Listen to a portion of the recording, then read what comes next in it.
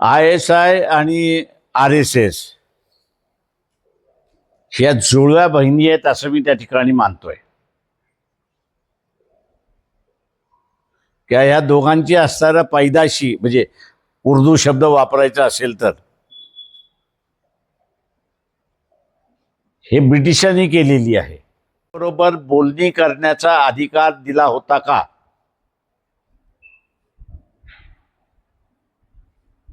मी इथे विरोधी पक्षाचं दुर्दैव असं मानतोय की विरोधी पक्षाचे नेते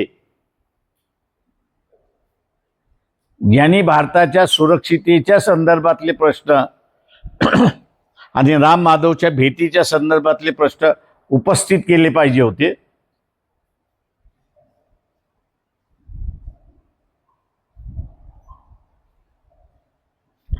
ते उपस्थित न करता वंचित बहुजन आघाडी महाराष्ट्रापुरतं मर्यादित असणाऱ्या पक्षांना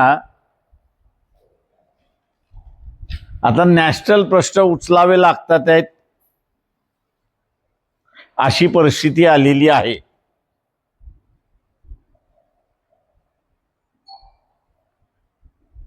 जनतेला माझं असणारं आव्हान आहे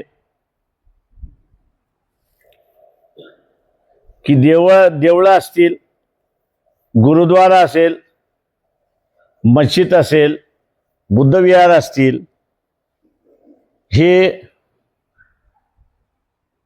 मनशांती देऊ शकते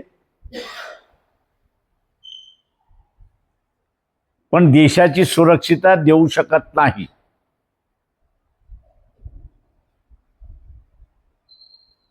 किंवा देशापुढचे आर्थिक प्रश्न सुद्धा सोडवू शकत नाही.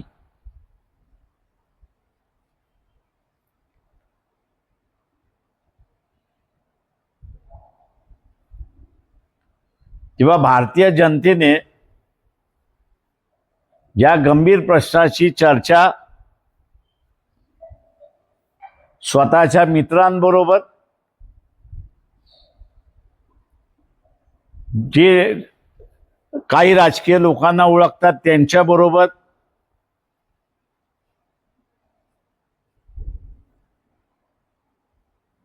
केली तर मी असं म्हणेन हा देशावरती फार मोठा उपकार होईल.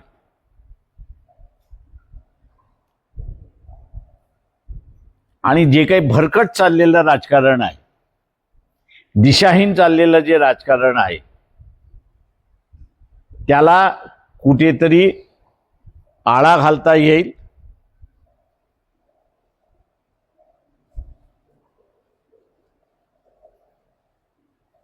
आणि आज जी तरुण पिढी आहे नैराश्याच्या वातावरणात चाललेली आहे, तिला अधिकृतरित्याने विचार करायला आणि मार्ग काढायला संधी मिळेल अशी परिस्थिती आहे. आपण आता विचारा. आणि म्हणून आपण बघत असाल की RSS हे भारतामध्ये रजिस्टर्ड नाही पण अमेरिकेत रजिस्टर्ड आहे. भारतीय जनता पार्टी के नेता राम माधव, इन्होंने जो है, जो RSS के एक वक्त के प्रवक्ता थे, काफी बड़ी जिम्मेदारी उन पर है RSS की. ISI के प्रमुख और कुछ पाकिस्तान के अधिकारी, इनसे उनकी मुलाकात हुई. श्रीलंका में मुलाकात हुई, कोलंबो में मुलाकात हुई, उनकी बातचीत भी हुई. और दूसरी तरफ हम देखते हैं कि 3 दिन पहले पाकिस्तान ने इंडियन हाई कमीशन के ऑफिस के सामने जो सिक्योरिटी का दायरा था उसको तोड़ दिया है.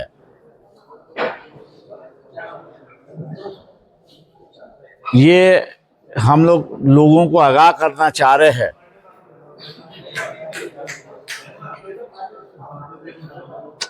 अरे शांतता, ए राजीव सके बाहर जा.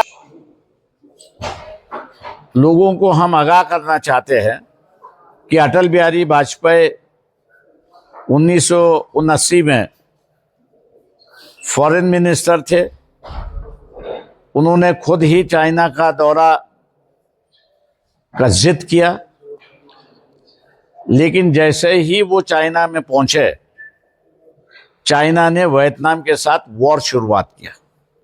चाइना और वियतनाम और भारत दोनों के घनिष्ठ संबंध थे और अपने ही संबंधित देश पर अटैक करना, इसके लिए अटल बिहारी वाजपेयी को जो है वो आधा दौरा छोड़ के भारत दोबारा लौटना हुआ।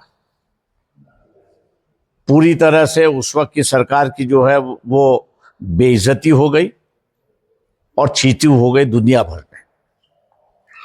दूसरा ये है कि पाकिस्तान के जब मुशर्रफ प्रमुख थे, प्रेसिडेंट बनने वाले ही थे, तो उनको आगरा मिलने का निमंत्रण जो है उस वक्त की बीजेपी के सरकार ने दिया। अगर परिस्थिति हम लोग उस वक्त की देखें तो दुनिया जो है वो आतंकवादियों से तरस रहा था। दूसरे देशों में जो है वो कार्रवाई होती थी, ब्लास्ट होते थे, रेलवे जलाए जाते थे, रेलवे को उड़ाया जाता था और लोग उससे छुटकारा चाहते थे। इस बात की सबको जानकारी थी कि पाकिस्तान जो है ये आतंकवादियों का गढ़ बन चुका है और वहां जो दूसरे देशों के लोग आके रह रहे हैं, उनको अगर भगाना है वहां से तो पाकिस्तान को काबू में लाना होगा। और उस वक्त पाकिस्तान की परिस्थिति बहुत ही खराब थी, आर्थिक परिस्थिति बहुत ही खराब थी। इसलिए उन्होंने जो कर्जे लिए थे वो कर्जे मुस्लिम कंट्रीज भी एक तरीके से रीएडजस्ट करने के लिए तैयार नहीं थे। सबका दायरा ये था कि इनको एक्सटर्नल बैलेंस ऑफ पेमेंट पर डिफॉल्ट होने दो और ये जैसे ही डिफॉल्ट आए होंगे, पैसे ना मांगते हुए इन पर पाबंदी लगाएंगे कि ये जो आतंकवाद आपके यहाँ है इसको आप किस तरह से हटाओगे, इसका विवरण आपको देना होगा, तब जाके हम जो है आपका लोन रीएडजस्ट वहां पर करेंगे।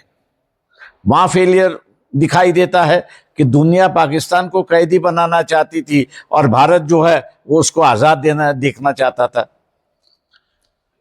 देश के अंदर भारतीय जनता पक्ष मुसलमानों के पूरी तरह से खिलाफ है। हम बिना मुसलमानों के वोट से जीतेंगे, हम उनको कैंडिडेट भी नहीं दें, उम्मीदवारी भी नहीं देंगे। यहां तक की भूमिका थी और दूसरी तरफ वो पाकिस्तान के साथ संबंध सुधारना चाह रहे थे। अभी भी जो है फिलहाल कुछ दिन पहले राम माधव जो है श्रीलंका गए, कोलंबो में गए और पाकिस्तान के आईएसआई के जो प्रमुख, रिटायर्ड प्रमुख जो है पतौड़ी और जो है दूसरे, उनके साथ में उनकी मुलाकात हुई। किस बारे में मुलाकात हुई पता नहीं, या किसने ऑथोराइज किया था ये भी पता नहीं है। ये बिहाइंड द बैक करके डिप्लोमेसी चल रही है, ऐसा कह रहा है। फिर पुलवामा के इसमें हम उसका बदला लेंगे। आपकी भूमिका क्यों थी जब पाकिस्तान के साथ सुधारना चाह रहे होते हो और दूसरी तरफ आप युद्ध की भाषा करते हो।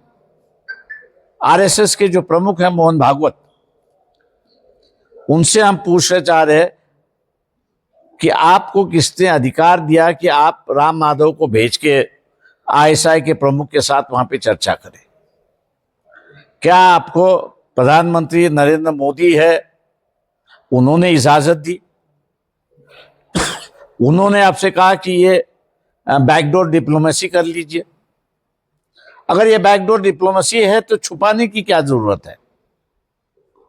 आपकी बातचीत हो गई, सब कुछ हो गया, फिर आप खुलेआम लोगों के सामने क्यों नहीं कहते कि भैया जो बातचीत हुई उसका कोई फल नहीं निकला या ये फल निकला है उसका? ये जो छुपाने की बात चल रही है उसमें कहीं ना कहीं तो भी संदेह हो रहा है कि दाल में कुछ काला है। और इसलिए प्रधानमंत्री से हम लोग गुजारिश करते हैं, मोहन भागवत को कहते हैं कि ये चर्चा किस मुद्दों पर हुई, कि हवा ये बता रही है कि 4 मुद्दों पर चर्चा हुई। कौन से 4 मुद्दे वो पता ही नहीं चल रहे हैं। इसलिए ये 4 मुद्दों की जो बात है वो आप सामने ले आएंगे, ये मैं उम्मीद करता हूं। और आम जनता को भी आप विश्वास में लेके, अगर संबंध सुधारने का आपका इरादा है तो आपको खुलेआम वैसे कहना है, लोगों पे कहना जरूरी, ऐसा मैं मानता हूं। Thank you.